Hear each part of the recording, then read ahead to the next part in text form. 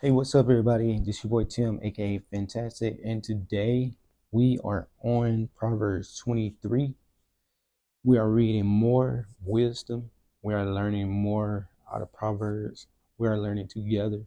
So today, let's jump into Proverbs 23. If you have your Bible, pull it out. I'm on the NLT version. Let's hop into it. While dining with a ruler, pay attention to what is put before you. If you are a big eater, put a knife to your throat. Don't desire all the delicacy, for he might be trying to trick you. Don't wear yourself out trying to get rich. Be wise enough to know when to quit. In the blink of an eye, wealth disappears. I love this because I know in my past, I remember wearing myself out trying to get rich. Like, it was stupid. And what he's saying is like, in the blink of an eye, like wealth disappear. Like when you die, you can't take wealth with you. So why are you wearing yourself out trying to get rich? There's so many people in this world that are trying to get rich, and many have died in the midst of trying to get rich. They never even have had a chance to fulfill things in life or be happy because they're steady chasing the bag instead of chasing the Lord. For it will sprout wings and fly away like an eagle. Don't eat with people who are stingy. Don't desire their delicacy. They are always thinking about how much it costs. Eat and drink, they say, but then they don't mean it. They will throw up with what little you eat, and your compliments will be wasted. That's true. That's very true. Oh, this verse right here. This is the verse I was looking for in the last video when I was talking about like don't waste your time arguing with fools. He said right here, don't waste your breath on fools, for they will despise the wisest advice. So this verse right here really speaking on don't waste your time on fools. Don't waste arguing with people who don't want to take advice. Like at the end of the day, there's gonna be people out there who don't want to hear the gospel. They're gonna be simply people who just gonna fuss at you, cuss at you, call you names, mock God, mock Jesus. At the end of the day, don't waste your time on them people. Like it's okay to try to share the word with them, but if they don't want to listen, hey, shake the dust off your feet.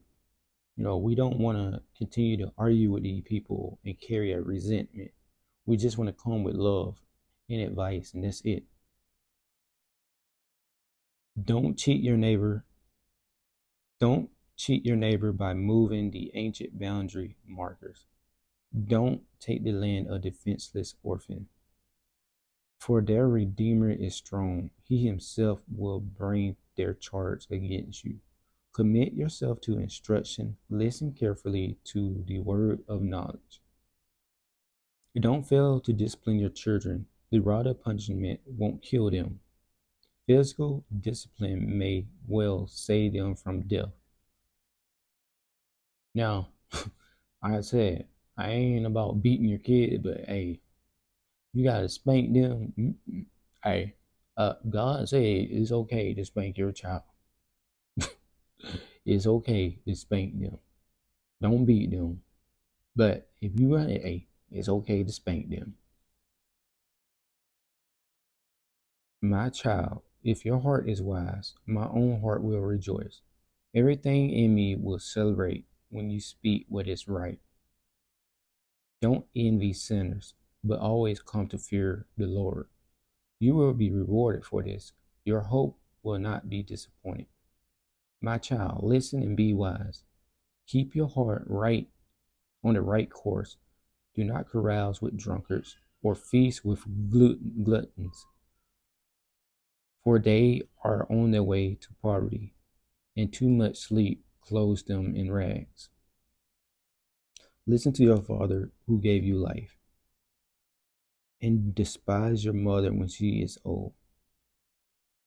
Oh, and don't despise your mother when she is old. I'm about to say, what? Get the truth and never sell it. Get wisdom, discipline, and good judgment. The father of godly children has cause for joy. What a pleasure to have children who are wise. Man, that gotta be a great pleasure. So give your father and mother joy. May she who gave you birth be happy. O my son, give me your heart. May your eyes take delight in following my ways. A prostitute is a dangerous trap. A promiscuous woman is as dangerous as falling in love. Wait, a prostitute is a dangerous trap. A promiscuous woman is as dangerous as falling into a narrow well. She hides and waits like a robber, eager to make more men unfaithful. Ain't that true? There's a lot of women out there, man. Fellas, there's a lot of women out there. They look good. They got the BBLs and surgeries and all this stuff going on, and they they so promiscuous, and they they get in front of you like they're so tempting. But please don't fall for the trap. Please don't, because it can be tempting. I know as a man, it can be tempting. As a man that is attractive, it's it can be tough.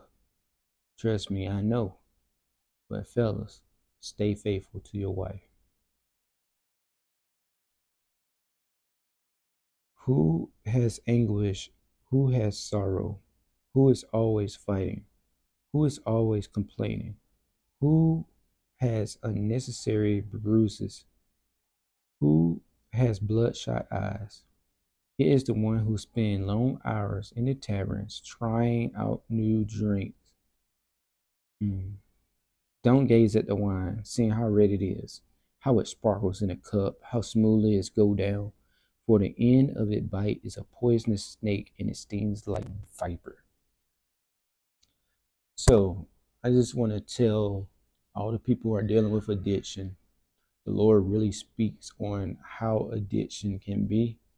He speaks right here in this verse. I know a lot of times people who are in recovery, they like to say higher power because they don't want, to say God. They don't want to say Jesus. But let me tell you something. My higher power is God. And let me tell you something. This verse right here speaks a lot. In Proverbs 23:29 through 32, it say, who has anguish, who has sorrow, who is always fighting, who is always complaining, who has unnecessary bruises, who has bloodshot eyes. It is the one who spends long hours in the tavern trying out new drinks. Don't gaze at the wine, seeing how red it is, how it sparkles in a cup, how smoothly it goes down. For the end it bites like a poisonous snake, it stings like a viper. Man, for someone like me who's in recovery, and it says how it sparkles in a cup, how smoothly it goes down, like this in the Bible. Like the Lord knows what addiction can look like. He knows what it looked like. He knows what it does to our mind. He knows that. So it's important that when you read these words, and for the people who are in recovery, when you read these words, you'll see that God, He understands exactly what addiction is. He understands it. This ain't no just recovery